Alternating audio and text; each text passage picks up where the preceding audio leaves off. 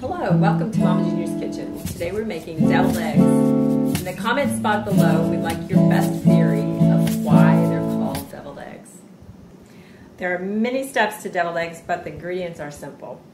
First thing you have to do is collect 6 or 7 eggs and boil them in hot water. Bring them to a boil and let them sit then for about 15 minutes, and they will finish cooking. Then you need to peel them under cold running water. Take them and cut each one in half lengthwise, and that way you'll get the shape you want. So as you cut them in half lengthwise, careful not to rip the white, and then you will open them up, and each one needs to have the yellow taken out of it, which you can take out by gently pushing the back and dropping them in a bowl and placing the white that you've already emptied into your egg holder or into a pan that you're going to use to put in the refrigerator to chill. When you finish with your egg yolks, you will then start to mash the egg yolks. Before you add anything else, you should mash them up so that you can make sure you have them into sort of a powder. We're going to start mashing the egg yolk, and see it turns into a little bit of powder. Using a regular table fork is a good thing. If you have any tricks, go ahead and use those. It's fine. But this will give you what you need. Then when you have it looking like big breadcrumbs, you start to add your ingredients. So first you start with 2 tablespoons of mayonnaise.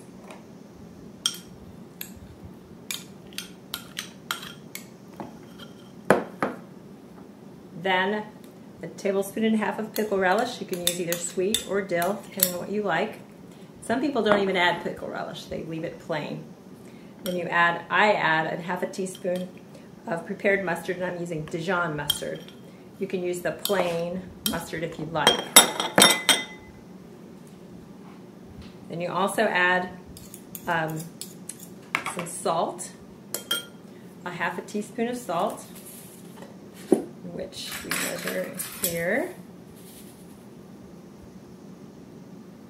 and more or less if you want. Then a dash of pepper.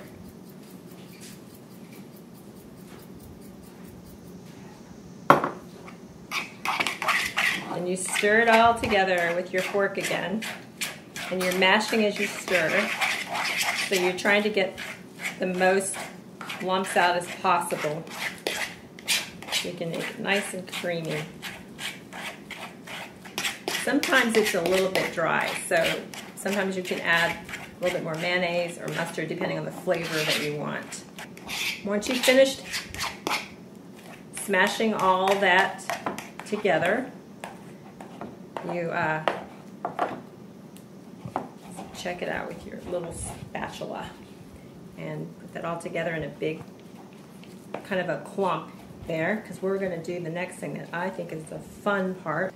You can actually get your regular Ziploc bag or a baggie of any kind, cut a hole in the corner, a fairly good sized hole, so you've got room to squeeze out the egg yolk into each egg white.